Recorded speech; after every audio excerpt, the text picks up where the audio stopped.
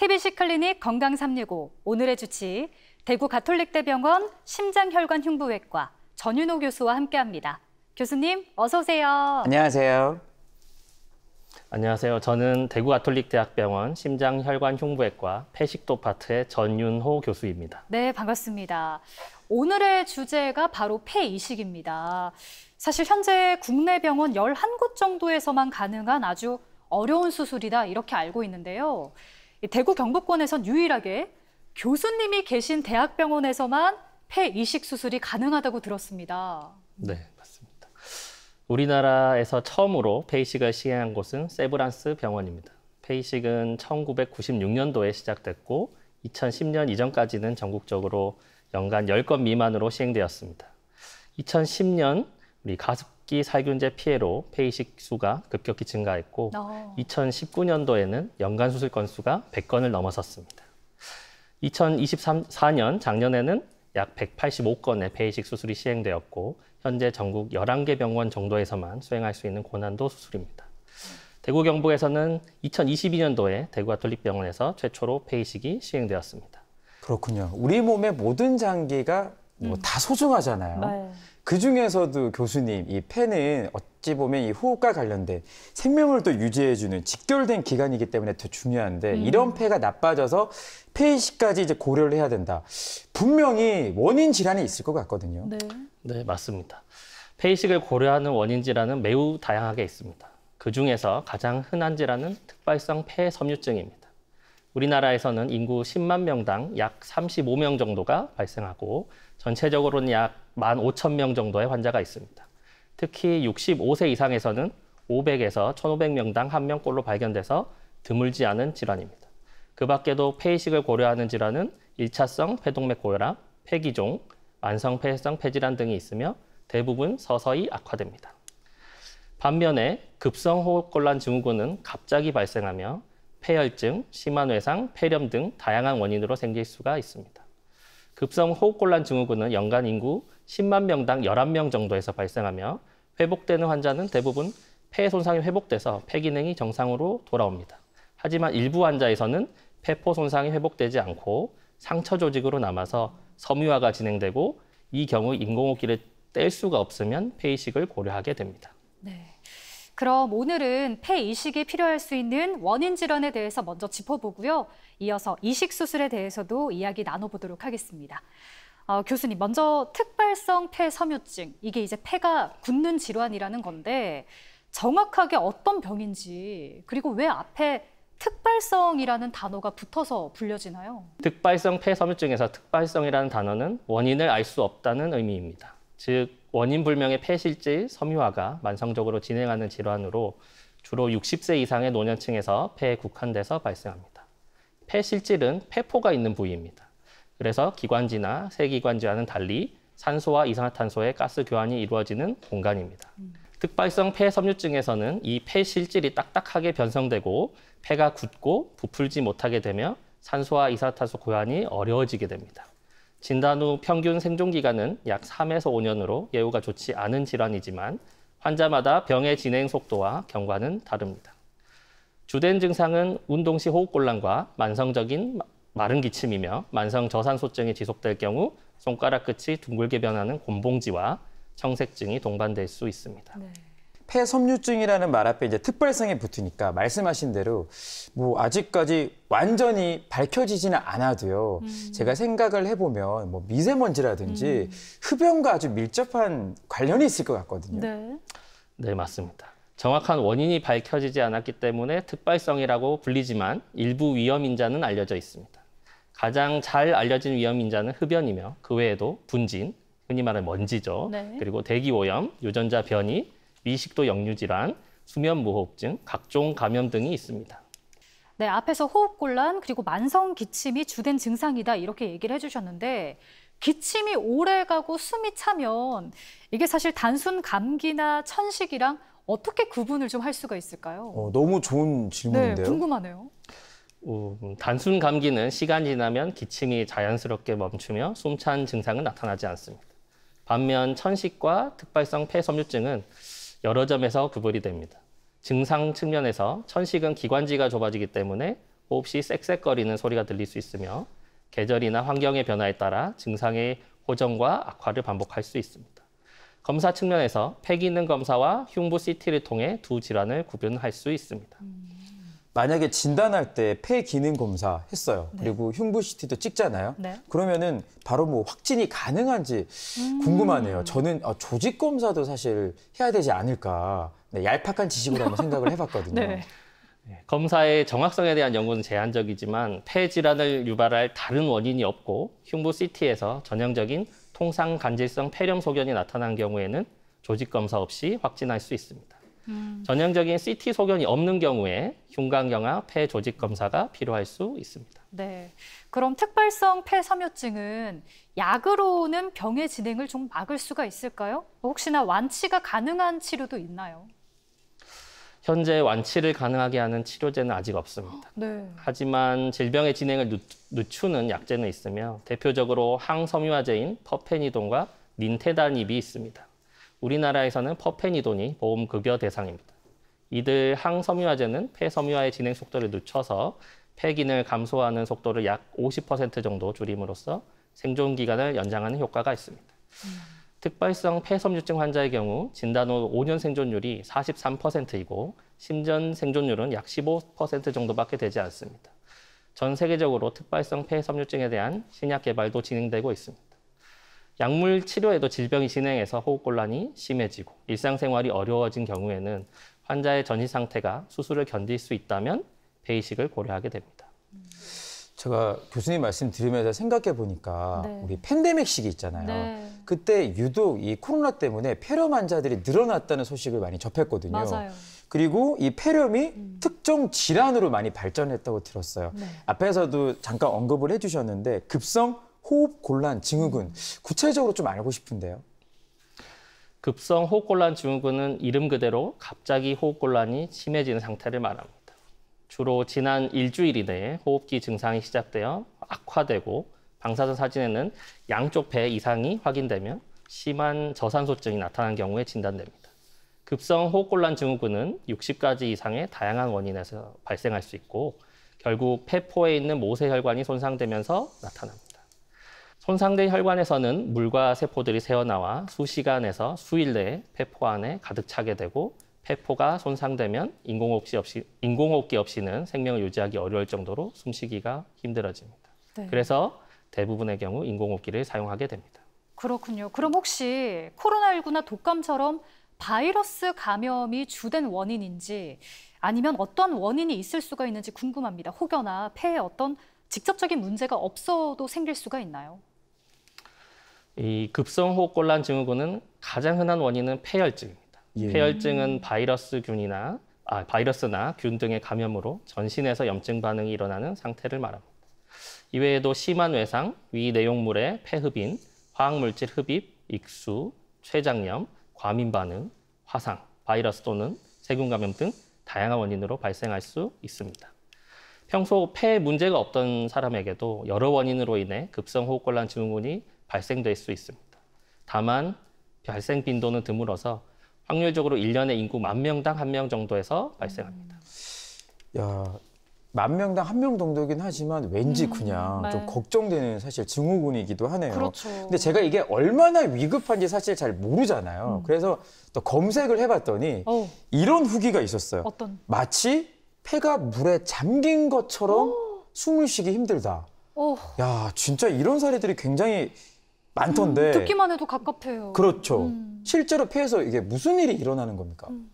급성 호흡곤란 증후군의 원인은 다양하지만 궁극적으로는 폐포의 모세혈관이 손상되면서 혈관 속에 물과 세포들이 새어나와 폐포 안에 가득 차는 것이 문제입니다. 즉 실제로 폐가 물에 잠기는 상태가 돼서 네. 호흡곤란이 심해지고 결국에는 인공호흡기를 사용하게 됩니다. 단순히 기분이 그런 게 아니라 정말 물이 차는 거였군요. 사람이 생명을 유지하는 데 꼭 필요한 숨이 잘 쉬어지지가 않는다면 이거 정말 진짜 위험한 질환인데 급성 호흡곤란 증후군, 이게 또 사망률이 높다고 들었습니다.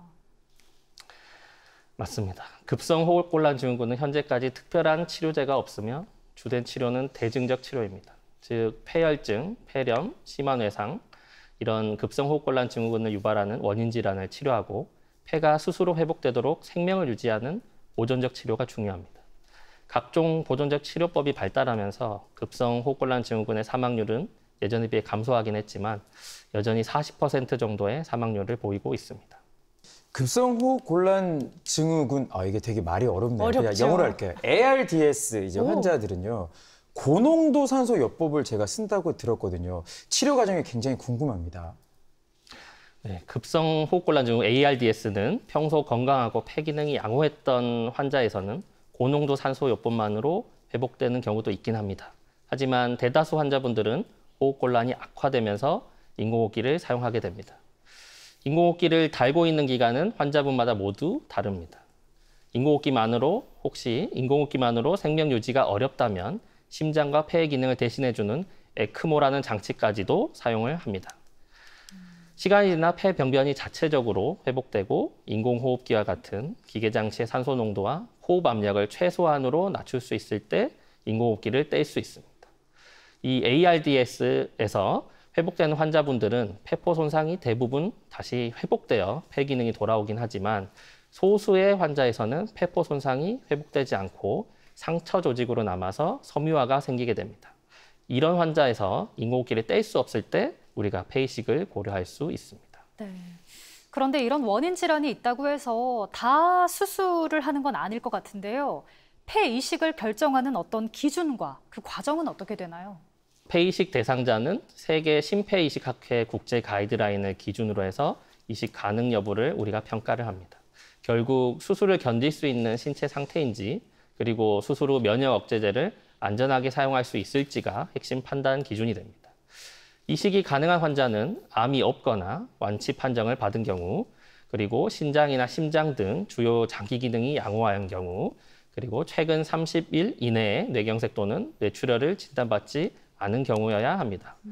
또한 폐혈증 쇼크나 심각한 감염 상태가 없어야 하며 활동성 폐결핵이나 조절되지 않는 감염이 없어야 합니다.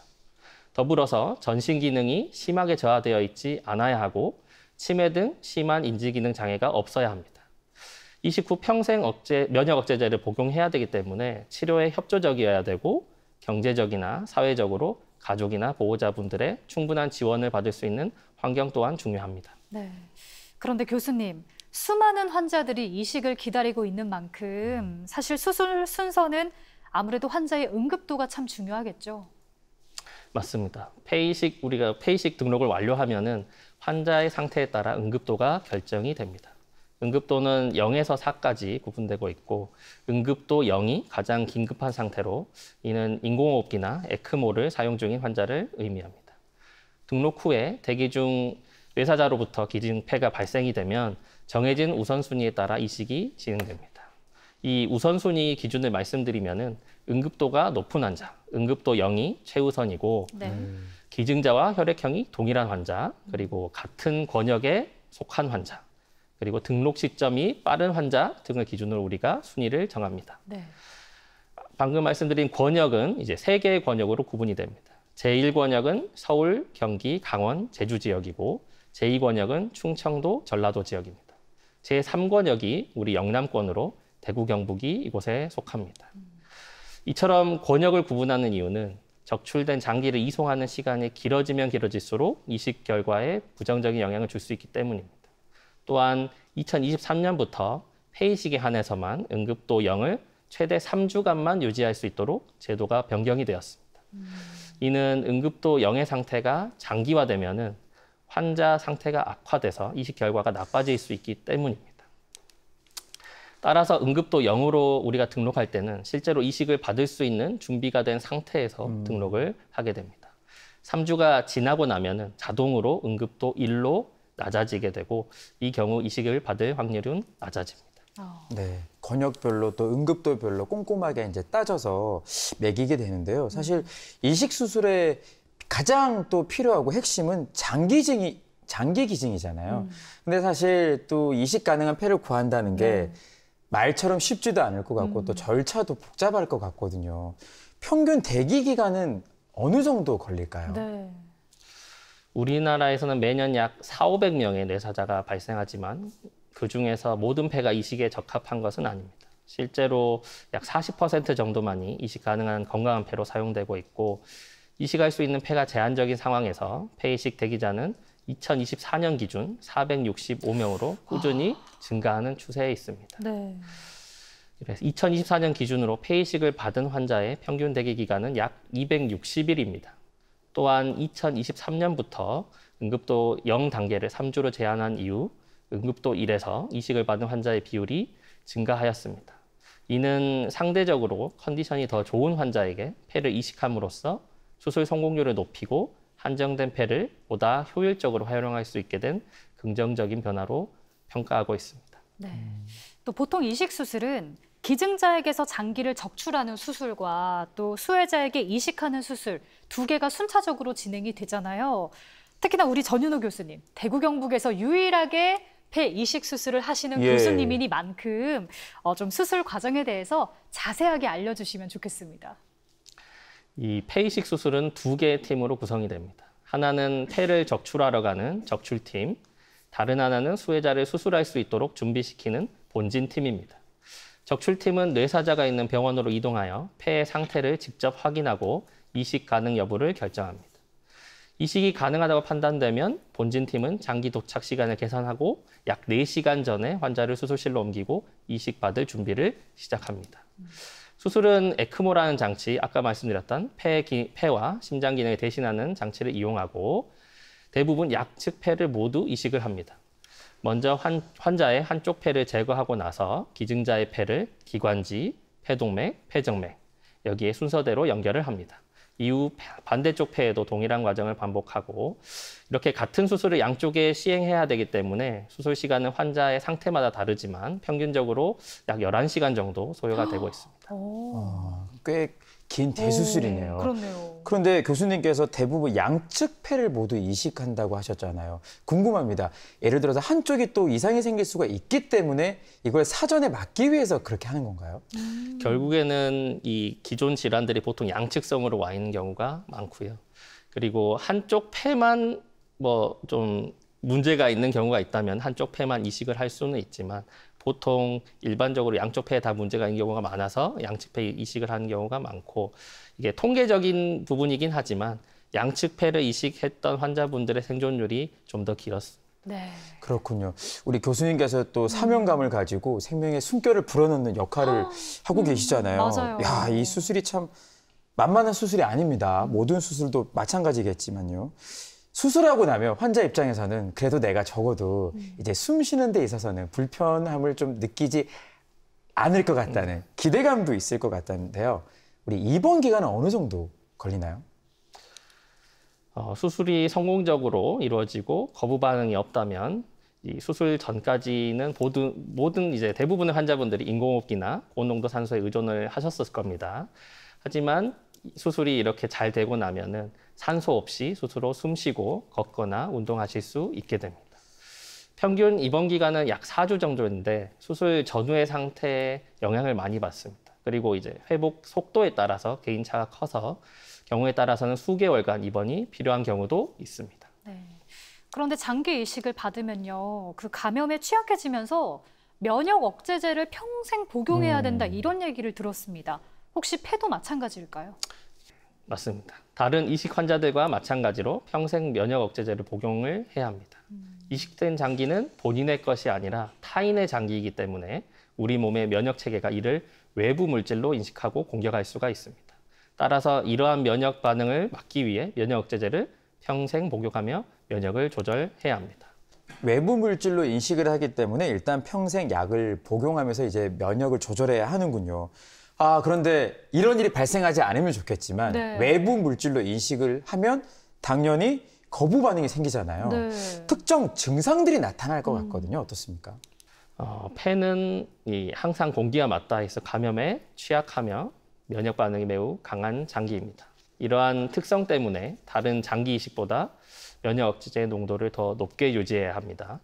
그리고 폐의 거부 반응은 크게 이식 후 1년 이내에 주로 발생하는 급성 거부 반응과 이후에 발생하는 만성 거부 반응으로 구분됩니다.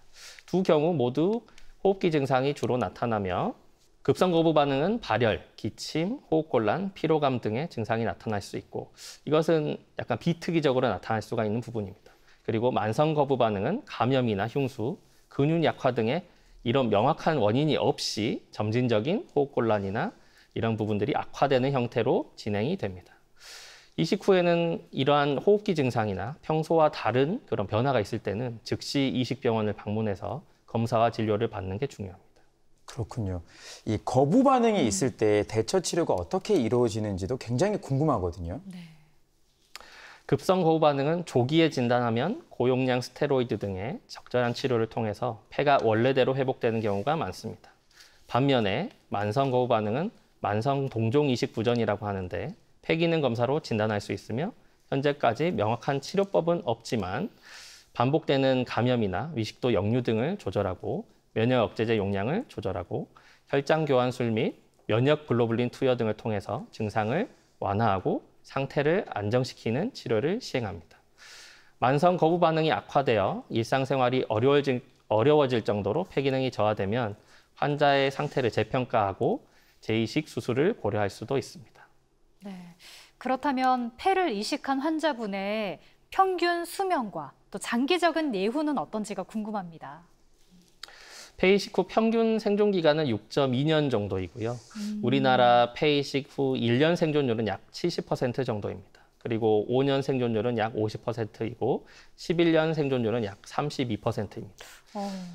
폐는 다른 장기에 비해서 만성 거부 반응 발생률이 높아 생존율이 상대적으로 낮습니다. 네. 실제로 이식 후 5년 이내에 약 50%에서 그리고 10년 이내에는 약 80%에서 만성 거부 반응이 발생한 것으로 알려져 있습니다. 현재까지 이 만성 거부 반응을 근본적으로 억제할 수 있는 치료제는 없지만 세계적으로 다양한 연구가 진행 중에 있습니다. 따라서 정기적인 검사와 꾸준한 진료가 장기 예후에 중요하고 이를 위해 접근성이 좋은 의료기관에서 지속적인 관리와 치료를 받는 것이 필요합니다. 폐 이식을 받고 나면 환자 입장에서는 여러 가지를 한번 점검해 봐야 될 것 같아요. 네. 일단 뭐 일상생활에 내가 어떤지 또 식습관에도 주의를 기울일 필요가 있을 것 같습니다. 맞습니다. 면역 억제제는 정해진 시간에 정확한 방법으로 복용하는 것이 매우 중요하고 이식 후 약 한 달간은 면역력이 많이 저하된 상태이기 때문에 음식은 충분히 익혀서 섭취하고 날 음식은 최소 1년 정도 피하는 것이 좋고 가능하면 섭취하지 않는 것이 안전합니다. 또한 면역 억제제와 상호작용이 있는 자몽과 오미자 성분 섭취를 급여하며 한약이나 건강보조식품은 예상치 못한 부작용이 발생할 수 있기 때문에 복용하지 않습니다. 운동은 폐이식 초기에는 근육이 많이 약해진 상태이기 때문에 호흡 운동이나 일어서는 것 그리고 가벼운 보행 운동부터 시작을 하게 됩니다. 이후에는 상태에 따라 운동 강도를 서서히 늘려갑니다. 특히 이식 후 3에서 6개월 동안은 흉골과 흉부 상처의 회복을 위해서 무거운 물건을 들거나 격렬한 운동은 피해야 하고 그 이후에는 점차 활동량을 늘려나가실 수 있습니다. 감염 예방도 매우 중요합니다. 손을 자주 씻어야 하고 사람들이 많이 모이는 것은 가급적 피합니다. 그리고 독감 등 유행성 질환이 발생한 경우에는 외출을 자제하시고 외출 시에는 마스크를 착용하는 게 좋습니다. 오늘은 폐 이식과 또 관련된 원인 질환에 대한 궁금증들을 자세히 살펴봤습니다. 무엇보다 우리나라도 그렇고요. 장기 기증자가 참 부족한 현실을 겪고 있잖아요. 네. 국내에서는 내년 시행을 목표로 순환 정지 후 기증 제도를 검토하고 있다고 들었습니다. 어떤 내용입니까? 현재 폐이식의 가장 큰 문제가 폐의 절대적인 부족입니다.